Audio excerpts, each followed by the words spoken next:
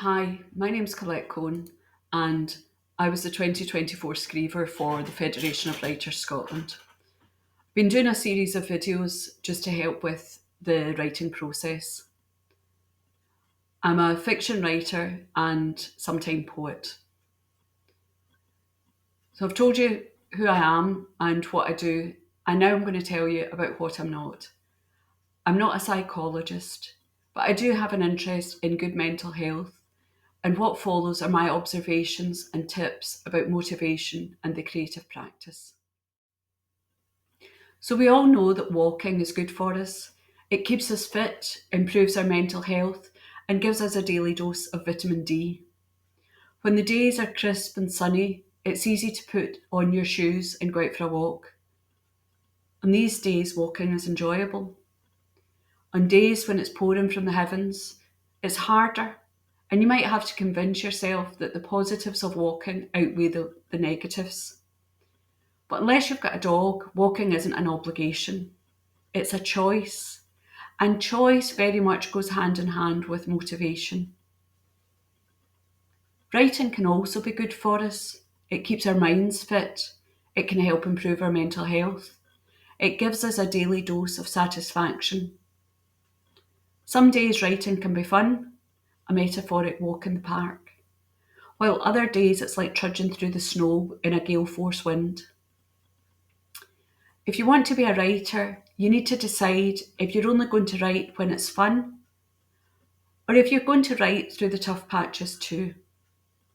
Either way, there might be times when your enthusiasm flags, and that's a time to look at motivation and how to motivate yourself. Motivation falls into two main categories, external and internal, and we'll look at these in more detail. But before I start, I'll refer you to my video on overcoming barriers to writing, which looks at the practical things that may hinder your progress. This video is going to look more at the psychological elements to writing. How you use this information will depend on where you are in your writing career, but I hope that it will be as useful to the more experienced writers as it is to the beginner. After you've watched the video, have a good think about what motivates you. Write it down, keep it handy, and remember, it's your choice to be a writer.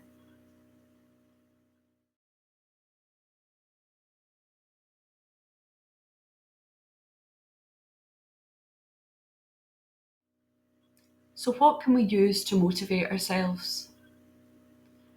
One thing that I find really useful are deadlines and publications. So getting accepted for publication or placing in a competition can be a huge boost to morale, but you have to get the material written, edited, and importantly, out there for it to be in with a shot of publication. I would say that seeing my name in a magazine has the biggest buzz for me, and it's what keeps me going when my writing is slow. I keep an email file where I've saved all my acceptances and some of the nicer knockbacks, and I look through these when motivation is sagging. I also highlight all my acceptances on a spreadsheet that I use to track my submissions, and you can see the acceptances here in green. At the end of each year, I look back at what my hit rate is. For 2024, I submitted to 61 opportunities and had 10 items published, with another 2 on a shortlist and 1 on a long list. That's a 16% hit rate. This need to succeed can also have a negative impact, as it means that my novel writing, which is obviously a much longer and slower process, can get put to one side as I chase the quick rush of a short story or a poem.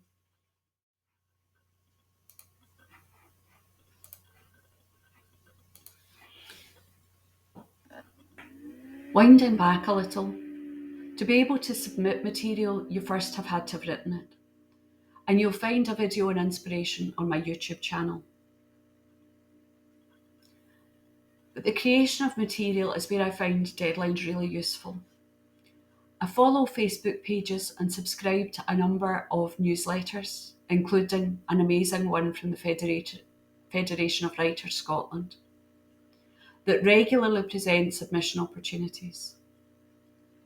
I then put the ones that I fancy onto a spreadsheet listed by deadline and highlight the ones that I'm keenest to submit to.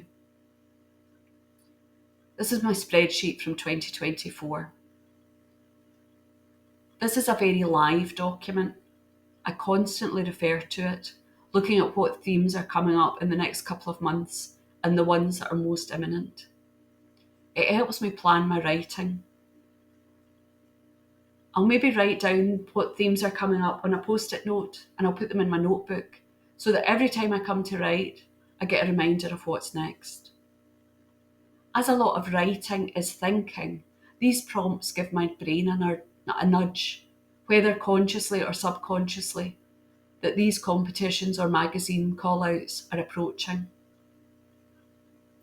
Sometimes a theme will be a topic that I haven't explored before, in which case I'll be looking at writing something new. Or it might be a theme that perfectly matches something that I've already written. In this case, I'll look at the guidelines, as you should always do, and you should do that very, very carefully. And I'll see if my word count fits. Too short, and I might have to add something. Too long, and I'll get to do my favourite thing, which is chopping away to get to the absolute core of the story. Alternatively, I might realise that while I've looked at the theme before, I want to explore it from a different angle.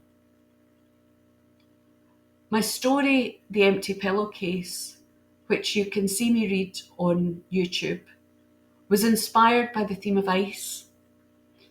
I wrote about Christmas Eve and ice on the windows and on the roads, but I could have written about ice cubes being dropped into a drink in a crowded nightclub or by a solitary drinker, or I could have written about a trip to the North Pole. What might ice inspire you to write? And what's important about deadlines and whether I submit or not, they've motivated me to write something new or to edit a piece to make it sharper or more descriptive.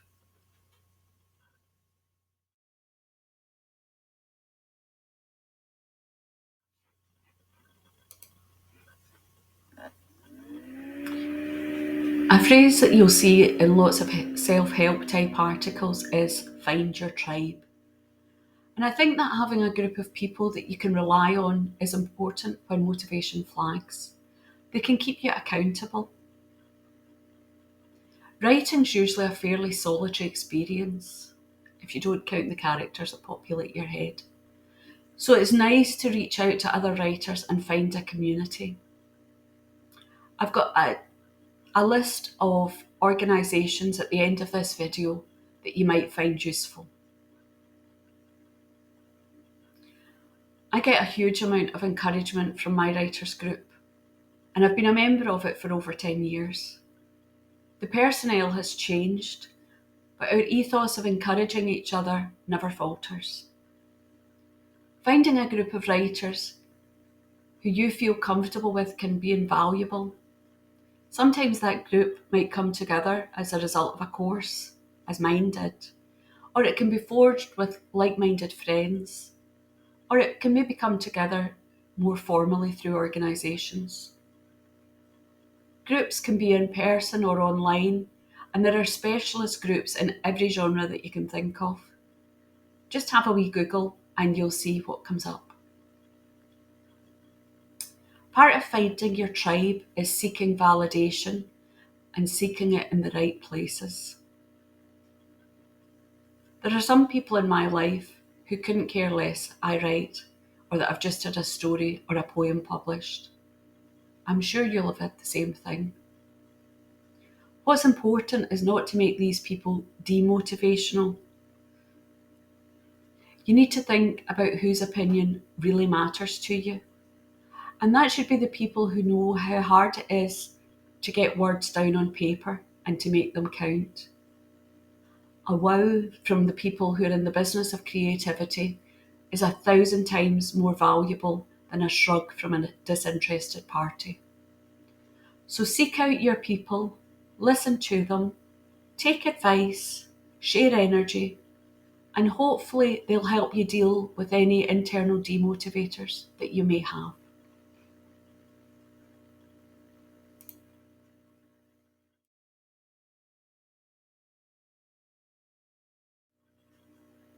I've put money in as a motivator just really to make you laugh.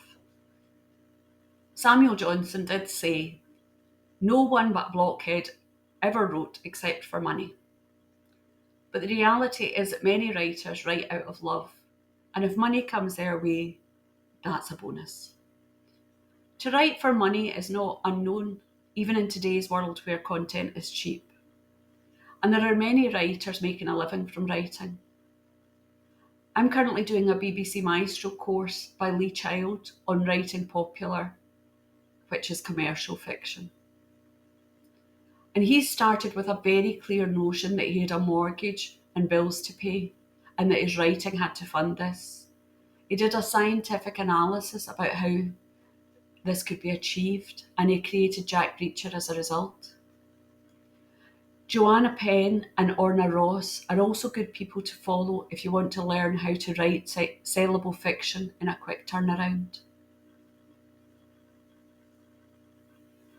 I do treat my writing as a profession, and I do earn money from it through book sales, events and workshops. But my main work is editing, so earning money from writing is lower down my list of motivating factors. If it's high on your list, then you'll treat it very differently from those whose main motivation is perhaps to write the perfect haiku. Each motivation is legitimate, but you need to figure out which is most important for you. And money and deadlines can also be linked. I certainly know that I put more emphasis on deadlines for paid work than I do for deadlines where money is just a possibility, like when I'm entering a competition.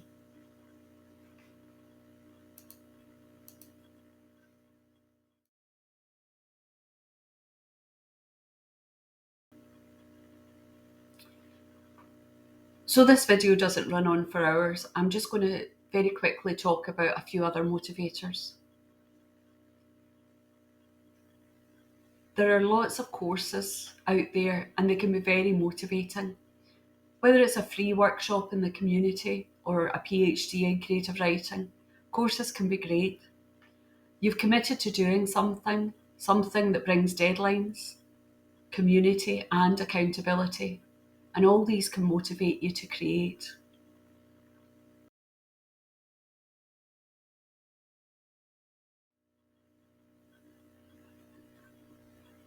I've made people laugh and cry at my performances.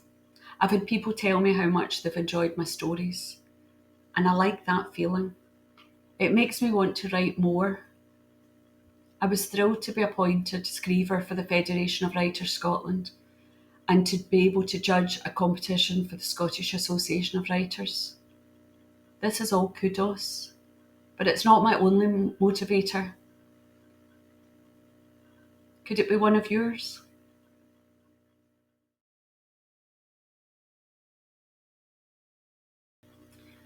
This is maybe a rarer motivating factor, but on occasion you may be asked to write something or feel an obligation to do it. Maybe you've been asked to write a poem for a wedding or a funeral, or an address for a burn supper.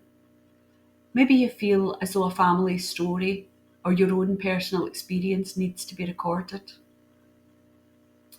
The stakes can be high when you feel obliged, and they can be counter to creativity. So bear this in mind before you say yes. But if you do say yes, remember that this is something that you've chosen, and you should be happy then doing it. But try not to make your own writing an obligation. As I say, try to make it something fun, something that you want to do. And I'm sure that you'll be able to think of other things that motivate you. If you do, write them down and keep them at the forefront of your mind.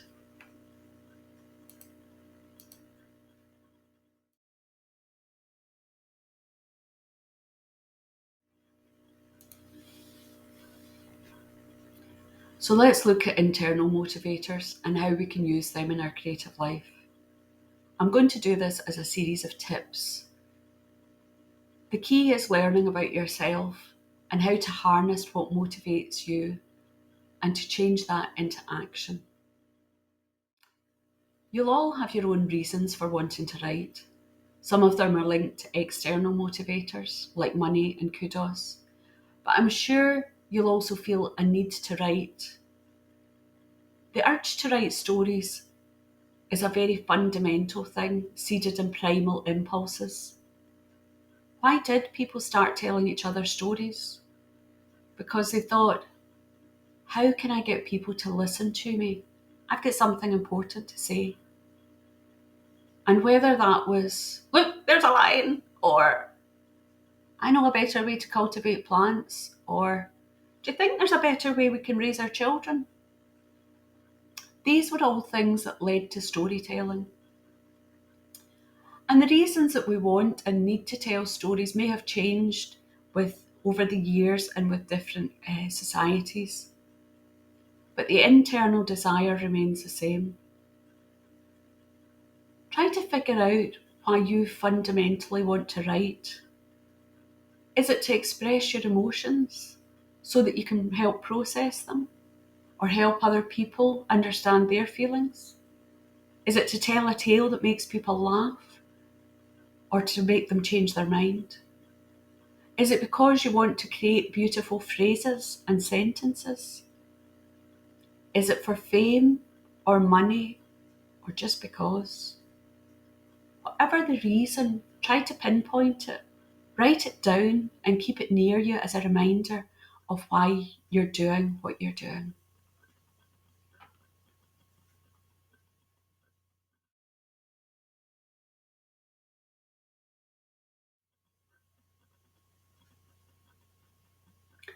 The more you can view writing as something that you really want to do, the easier it is to get motivated. So try to view your writing as fun, as playtime. Most of us have become writers or have felt that urge because telling stories is something that we've always done very naturally, either when we're speaking or when we were lost in our own wee world of daydreams. I spent many a long chemistry lesson making up stories rather than listening to the teacher. And when years later I took a novel writing course, it was these stories that evolved into my first published novel.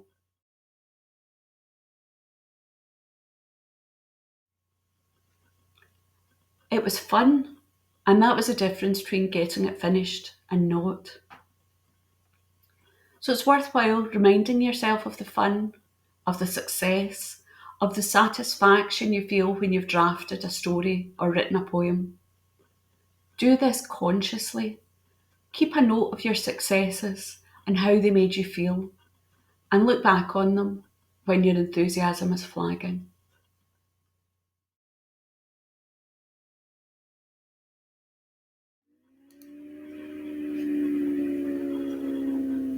Make a note on your calendar when you're going to be writing and be realistic about it. If you use Duolingo, Wordle, or lots of other games apps, you'll know that a lot of science has been put into getting you to commit to something, to make something a habit. And you can replicate that idea yourself. Joanna Penn at the Creative Pen puts a big highlighter tick on her calendar every day she writes. I've got writing as a recurring item on my Microsoft to-do list, and I hear a nice wee ping when I tick that off each day. So make your writing real, make it a habit, and a habit that you don't want to break. Each time you sit down to write, you get closer to your goals.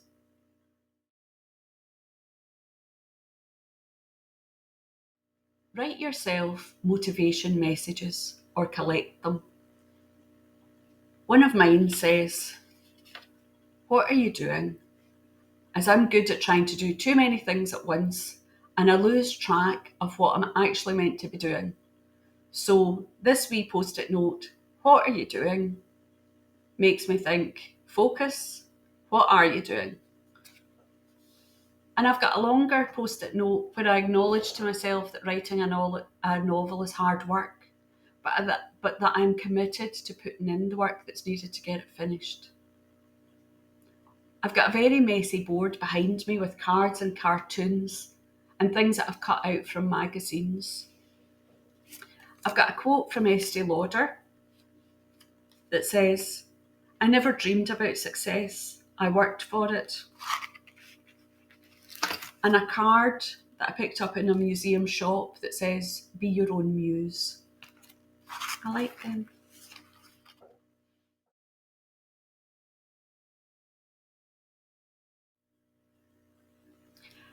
Ignoring the negative voices and feelings that you're not good enough or that you're wasting your time by writing is a difficult one to overcome. But just this morning, I heard someone on the radio say, "Life's too short to doubt yourself." It's easier said than done. But by thinking about what you really want to achieve and why you want to achieve it can help you move towards your goal.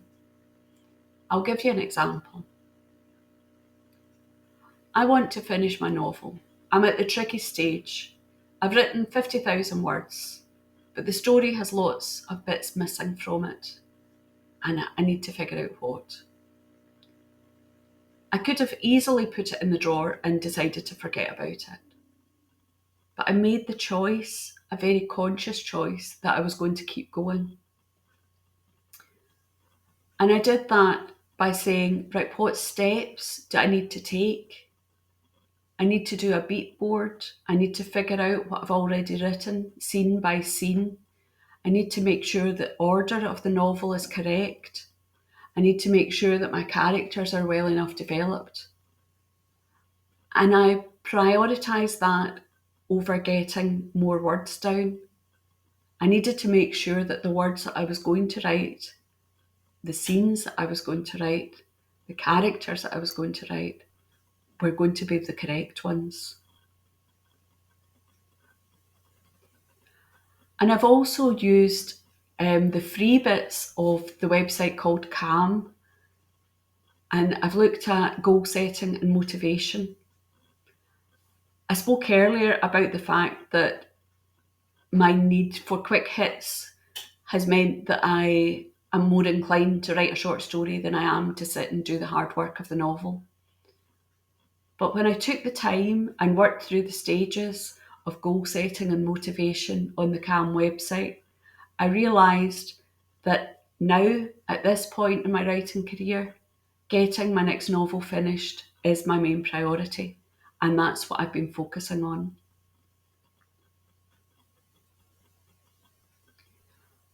And I look at the document that I created through the website. I look at that regularly to remind myself what I really want to be doing, why I want to be doing it, and how far I've come along the road.